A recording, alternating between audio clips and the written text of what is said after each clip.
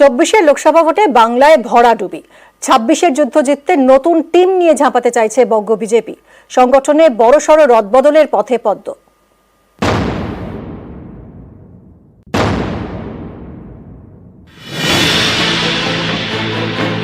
চব্বিশের ফলে 21-এর পুনরাবৃত্তি, বাংলায় ফের সবুজ ঝড়। ফের বাংলার মাটিতে বিজেপির ভরাডুবি।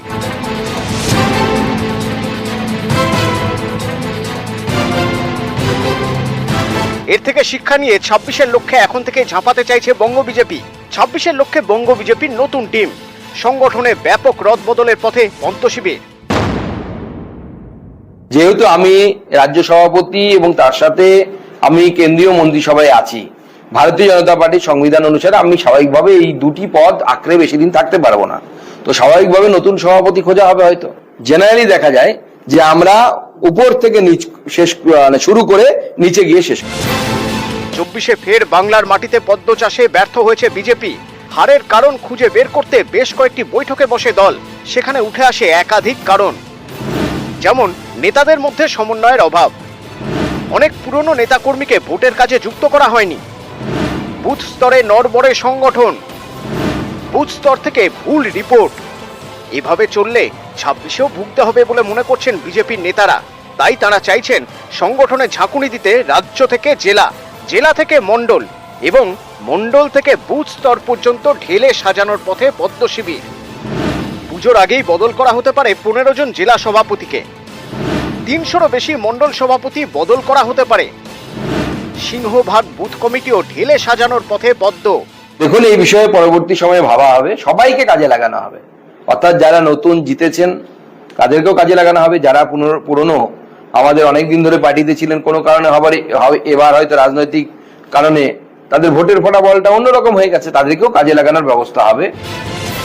2019-এর লোকসভা ভোটে 18টি আসন পায় বিজেপি, এবার সেটা কমে 12। যেখানে যেখানে আসন হাতছাড়া হয়েছে এবং যেখানে আশানুরূপ ফল হয়নি সেখানে আগে রদবদল করা হতে পারে। হাওড়া, হুগলি, দক্ষিণ 24 পরগনা, পশ্চিম মেদিনীপুর, ঝাড়গ্রাম, বাঁকুড়া, বর্ধমান একাধিক জেলার সভাপতি বদল করা হবে বলে খবর। নতুন টিমকে নিয়েই 26-এর ভোট যুদ্ধে নামতে চাইছে বঙ্গ বিজেপি। ভেঙ্কটেশ্বর লাহিড়ী, নিউজ 18 বাংলা। অত্যন্ত গুরুত্বপূর্ণ যে খবরে নজর রাখবো, আজ থেকে দেশে নতুন আইন চালু। ভারতীয় ন্যায় সংহিতা, দণ্ড সংহিতা ও সাক্ষ্য আইন। বিরোধীদের আপত্তি অগ্রাহ্য করেই আজ থেকেই নতুন বিচার প্রক্রিয়া। কথা বলবো আমাদের প্রতিনিধি মৈত্রীর সঙ্গে। মৈত্রী, নয়া আইনে কি বলা হয়েছে এবং বিরোধীদের প্রবল আপত্তি ছিল তা অগ্রাহ্য করেই নতুন বিচার প্রক্রিয়া? একেবারে দেখো, বিরোধীদের তরফ থেকে বেশ কিছু কিন্তু আপত্তি তোলা হয়েছিল এই 3টি আইন, অর্থাৎ আইপিসি, সিআরপিসি এবং ইন্ডিয়ান এভিডেন্স অ্যাক্ট, এগুলোকে সরিয়ে যে 3টি নতুন আইন আনা হয়েছে, অর্থাৎ ভারতীয় ন্যায় সংহিতা, ভারতীয় নাগরিক সুরক্ষা সংহিতা এবং ভারতীয় সাক্ষ্য অধিনিয়ম। এই 3টি সম্পর্কে বিরোধীদের একাধিক বিষয়ে আপত্তি ছিল, কিন্তু সেই আপত্তিকে অগ্রাহ্য করেই আজ থেকে গোটা দেশ জুড়ে লাগু হয়ে গেল এই 3টি আইন। এবার যদি এক নজরে দেখে নেওয়া যায়, ভারতীয় ন্যায় সংহিতা অর্থাৎ আইপিসির বদলে যে আইনকে আনা হচ্ছে, সেই আইনের 358টি সেকশন রাখা রয়েছে। তাতে 21টি নতুন অপরাধকে যুক্ত করা হয়েছে। একাধিক অপরাধের ক্ষেত্রে, প্রায় 41টি অপরাধের ক্ষেত্রে ফাইন বাড়ানো, সাজার সময়কাল বাড়ানো হয়েছে। 41টি অপরাধের ক্ষেত্রে ফাইন বাড়ানো হয়েছে 82টি অপরাধের ক্ষেত্রে। এছাড়াও ন্যূনতম শাস্তির নিদান যুক্ত হয়েছে, যেগুলোতে আগে শাস্তি ছিল না, এরকম 25টি অপরাধের ক্ষেত্রে। ভারতীয় নাগরিক সুরক্ষা সংহিতা বা ভারতীয় দণ্ড সংহিতা, সেখানে বা সিআরপিসির বদলে যে আইন আসছে সেখানে 177টি ধারায় বদল করা হয়েছে। নতুন যুক্ত করা হয়েছে 9টি ধারা এবং 39টি উপধারা। 14টি ধারা বাদ দেওয়া হয়েছে। ভারতীয় সাক্ষ্য অধিনিয়ম, সেখানেও কিন্তু বেশ কিছু বদল করা হয়েছে।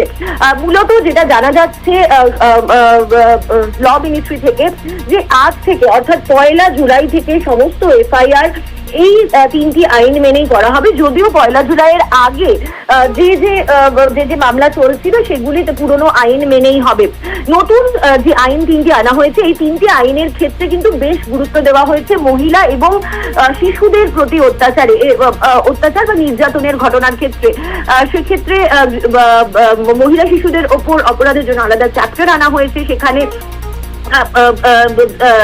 যুক্ত করা হয়েছে যে রেপ ভিকটিমদের জবানবন্দি নেবেন মহিলা অফিসাররা এবং সুযোগ থাকলে মহিলা ম্যাজিস্ট্রেটরা তাদের বয়ান গোপন জবানবন্দি নেবেন এবং বয়ান রেকর্ড করবেন মহিলা পুলিশ আধিকারিকরা, এমন প্রভিশন আনা হয়েছে। শিশু কেনাবেচার ক্ষেত্রে অপরাধে সাজা অনেক গুরুতর করা হয়েছে। নাবালিকা বা নাবালকদের ধর্ষণের ক্ষেত্রে মৃত্যুদণ্ড পর্যন্ত ইন্ট্রোডিউস করা হয়েছে এবং নির্যাতনের ক্ষেত্রে বা যে কোনো ধরনের অপরাধের ক্ষেত্রে যে ন্যায় বিচারের যে সময়কাল সেটাকে কমিয়ে আনা হয়েছে অনেকটা। জেন্ডারের ক্ষেত্রে বেশ কিছু বদল আনা হয়েছে, ট্রান্সজেন্ডার বা রূপান্তরকামীদেরকে যুক্ত করা হয়েছে। ফলে সব মিলিয়ে বেশ কিছু চেঞ্জেস আনা হয়েছে, কিন্তু সার্বিকভাবে দেখার বিষয় হয়েছে যে এই আইনের মধ্যে নতুন যে প্রভিশন গুলো আছে সেগুলি সাধারণ মানুষের জন্য কতটা কার্যকরী হয়। একদমই, অনেক ধন্যবাদ মৈত্রী।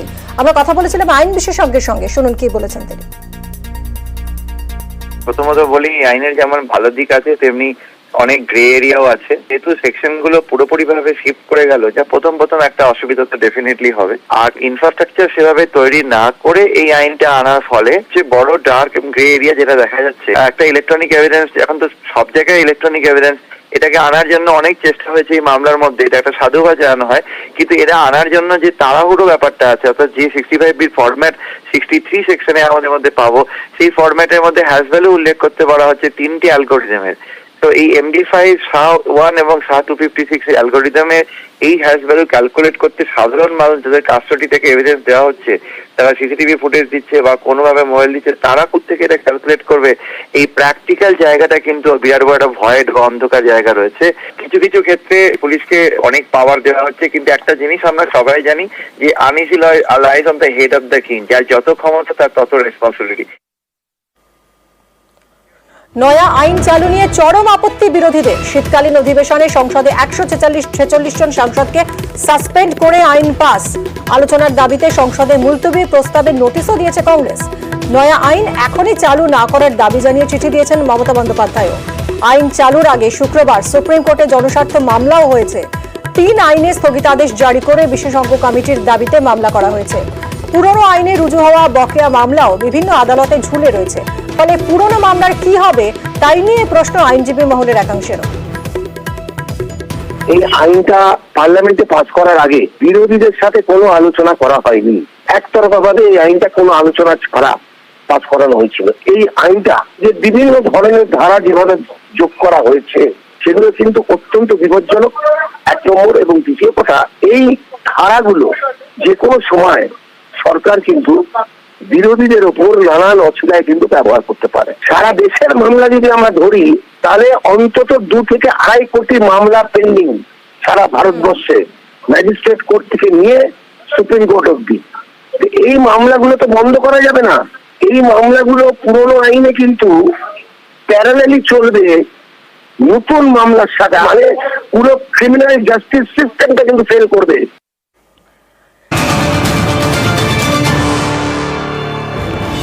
সংসদের দিকে নজর রাখবো। কেন্দ্রীয় এজেন্সির অপব্যবহারের অভিযোগ তুলে সংসদ ভবন চত্বরে ইন্ডিয়ার বিক্ষোভ।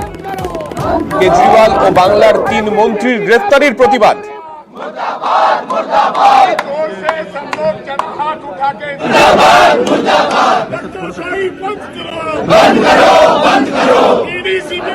আমাদের সঙ্গে রয়েছেন আমাদের প্রতিনিধি মৈত্রেয়ীর কাছে যাব। মৈত্রেয়ী, নির্বাচনের আগেও এই কেন্দ্রীয় এজেন্সির অপব্যবহার একটা মুখ্য ইস্যু হিসেবে সামনে এসেছিল, আর নির্বাচনের পরে যখন বিরোধীরা সংসদে তাদের অধিবেশন চলছে সেই সময় বাইরে তারা প্রতিবাদ জানাচ্ছেন সেই কেন্দ্রীয় এজেন্সির অপব্যবহারের বিরুদ্ধে।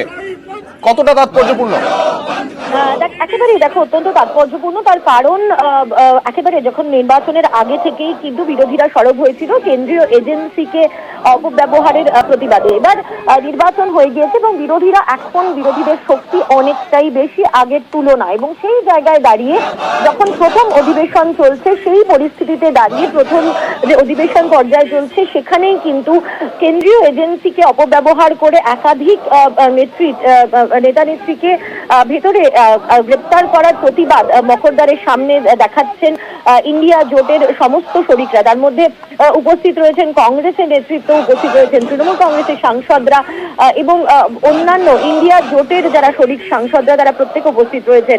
অরবিন্দ কেজরিওয়াল এবং বাংলার 3 মন্ত্রীর গ্রেপ্তারের প্রতিবাদ এবং তাদের দ্রুত মুক্তির দাবিতে এই বিক্ষোভ তারা করছেন। এছাড়াও মূল্যবৃদ্ধি, কর্মসংস্থান সহ বিভিন্ন বিষয় তারা তুলছেন, কিন্তু মূল তাদের বক্তব্য যেভাবে কেন্দ্রীয় এজেন্সিকে দিনের পর দিন ব্যবহার করা হচ্ছে এবং যেভাবে বিপক্ষের নেতাদের এবং মন্ত্রীদেরকে তাদেরকে আটকে রাখা হচ্ছে, সেই গ্রেপ্তারির প্রতিবাদেই কিন্তু সংসদ চত্বরে ইন্ডিয়া ব্লকের এই প্রতিবাদ।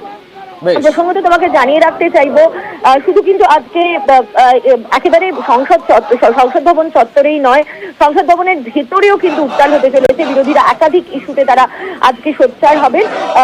মূলত সেখানে নিট দুর্নীতি থেকে শুরু করে কেন্দ্রীয় এজেন্সির অপব্যবহার এবং তার সঙ্গে সঙ্গে কিন্তু রাষ্ট্রপতির ভাষণেরও যে আলোচনা রয়েছে, সেই আলোচনার জায়গাতেও কিন্তু আজকে বিরোধীরা তাদের বক্তব্য পেশ করতে চলেছেন।